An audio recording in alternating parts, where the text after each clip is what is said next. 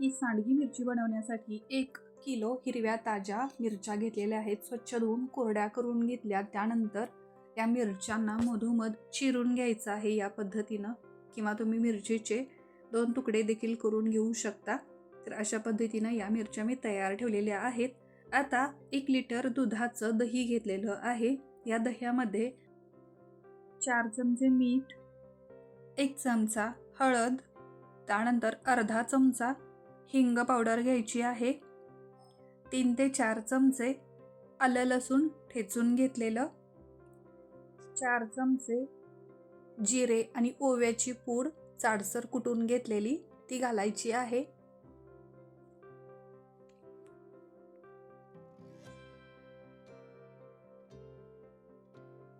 आता हे सगळं साहित्य दह्यामध्ये व्यवस्थित मिक्स करून घेऊया. दही जर जास्त घट्ट असेल तर त्यामध्ये 1 ते 1.5 पेला पाणी घालून त्याची कन्सिस्टन्सी बरोबर करून घ्यायची आहे. कारण सगळ्या मिरच्या या दह्यामध्ये कोट झाल्या पाहिजेत, बुडाल्या पाहिजेत, भिजल्या पाहिजेत. सगळं साहित्य मिक्स केल्यानंतर मीठ परफेक्ट आहे की नाही एक वेळ चेक करून घ्या. मीठ कमी वाटत असेल तर जास्त घालून घ्या, कारण मिठामुळंच या मिरच्यांना छान अशी चव येणार आहे. आता हे सगळं दही या मिरच्यांच्या वरती मी ओतून घेते. प्रत्येक मिरचीला हे दही लागलं पाहिजे अशा पद्धतीनं या दह्यामध्ये मिरच्या मिक्स करून घ्यायच्या आहेत. हे दही घातलेल्या मिरच्या आता दिवसभरासाठी झाकून ठेवायच्या. 1 दिवस पूर्ण, 1 दिवस 1 रात्र पूर्ण या दह्यामध्ये मुरल्या पाहिजेत मिरच्या. अशा या मिरच्या व्यवस्थित मिक्स करून झाकून ठेवायच्या आहेत. दुसऱ्या दिवशी या मिरच्या दह्यातून बाजूला काढायच्या आणि पूर्ण 1 दिवसभर कडकडीत उन्हामध्ये वाळवून घ्यायच्या. दिवसभर या मिरच्या उन्हामध्ये वाळू द्यायच्या, सुकू द्यायच्या आणि जे शिल्लक राहिलेलं दही असतं ते झाकून तसंच ठेवून द्यायचं. या आता दिवसभर वाळलेल्या मिरच्या जे शिल्लक झाकून ठेवलेलं दही होतं त्या दह्यात पुन्हा भिजत घालायच्या. व्यवस्थित मिक्स करून घ्यायचं आणि रात्रभरासाठी या मिरच्या या दह्यामध्ये मुरू द्यायच्या. रात्रभरासाठी असंच सोडून द्यायचं. आता दुसऱ्या दिवशी सकाळी या भिजत ठेवलेल्या मिरच्या काढायच्या आणि पुन्हा दिवसभरासाठी उन्हामध्ये वाळवून घ्यायच्या. पुन्हा शिल्लक राहिलेलं दही झाकून असंच सोडून द्यायचं. पुन्हा संध्याकाळी दिवसभर वाळलेल्या मिरच्या त्याच दह्यामध्ये भिजत घालायच्या, मुरू द्यायच्या आणि तिसऱ्या दिवशी पुन्हा दह्यातून मिरच्या काढायच्या, दिवसभर कडकडीत वाळवायच्या.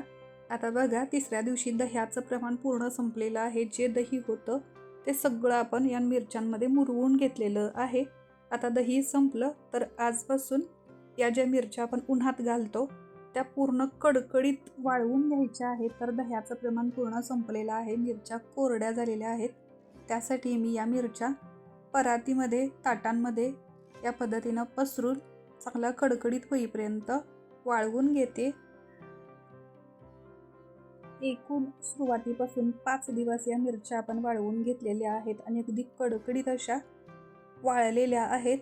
आता डब्यामध्ये भरून आपण 1 ते 2 वर्षासाठी सहज या मिरच्या स्टोअर करून ठेवू शकतो. कधी पाहिजे त्यावेळी तळून खाऊ शकतो. खूप टेस्टी लागते ही मिरची तोंडी लावण्यासाठी.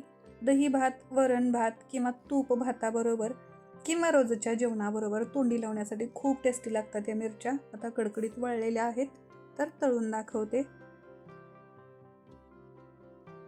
थोड्याशा खरपूस होईपर्यंत भाजायच्या, म्हणजे खमंग लागतात चवीला.